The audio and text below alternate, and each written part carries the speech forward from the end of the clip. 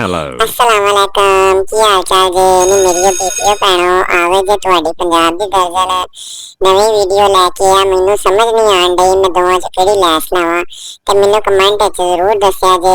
ते चलो चलने आ हुण अपनी मैं तुहानू दस्सनी आ फ्राक बनान लगी आ वीडियो वल ते कपड़ा ते ऐं होया पिया जिवें घड़े विचों कढिया कोई समझ नहीं आंदी पई ते इनू जड़ा वे इस्त्री मार के पहले सीधा पदरा करने आ ताकि कोई पता चले कि कित्थों कटना है ते कित्थों वड्डना है।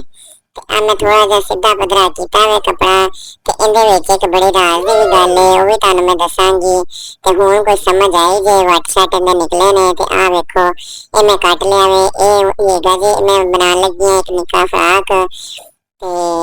ए जड़ा वे थल्ले जेहड़ी कदरी हुंदी है ओह मैं कटती अगला पिछला हिस्सा निकल आया जे ते राज दी गल ए सी कि इहदी कूची बनन लगी सी नान वास्ते। आ वेखो इत्थे जड़ा ना सिलाई मार के तुसीं वट पा लेने ने ते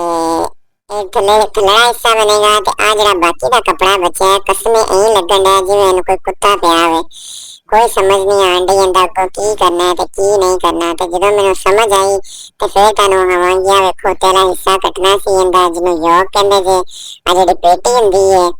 ते ए कपड़ा जड़ा वे आनियां खोल के वेखो जालियां जालियां वाला कपड़ा जे ते मैं आख्या किते चूचू चूचू चा ही ना हो जावे ते इंदे थल्ले जड़ा वे आपां कोई लाइनिंग शाइनिंग ला दईए ते लाइनिंग जदों मैं कड्डी कपड़ा ओह वी ऐं सी कसमें जिवें कड़े चों कड्डिया हुंदा ते मैं जड़ा वे ओनू इस्त्री मार के उहदे वट शट कड्डे जे ते मेरे चैनल नू लाइक ते सबसक्राइब बीबियो मेरियो भैणों मेरियो सोहणियों भैणों करिया करो ताकि मेरी हर आने वाली वीडियो तुहाडे तक पड़ सके मैनू बनाने दा भी फायदा होवे तुहानू वेखण दा फायदा होवे। ते आ वेखो आ मैं सिलाई ला के सीधे पासों पुट्ठे पासों सिलाई लाईए ते आ सीधा पासा कर लिया मैं ए बनया जड़ा योक दा पिछला हिस्सा ए कट ते मैं च लाजमी लाना जे बच्चों दा ताकि उहनां दा जेहड़ी सरी है बच्चों दी आराम नाल लंघ सके पांदे होए तंगी ना होवे ते आ वेखो आ मैं सिलाई मार के चूंटा पा लियां ने आ जे अगला हिस्सा ते इनू मैं जड़ा लाइनिंग लाई थल्ले ताकि इहदे विच चीज़ चा ना हो जावे ते आ जड़ा वे इक कगड़ी है ते आ जेहड़ियां बाहवां इहदे जोड़ आन डया सी ते मैं सोचा कि माड़ी मोटी इहदे ते भी डिजाइनिंग होनी चाहिदी है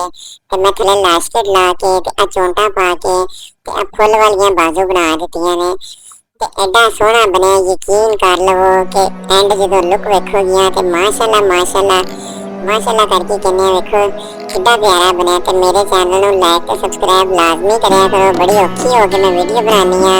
ते इस दे नाल मैनू इजाजत दवो अगली वीडियो च मिलांगे अल्लाह।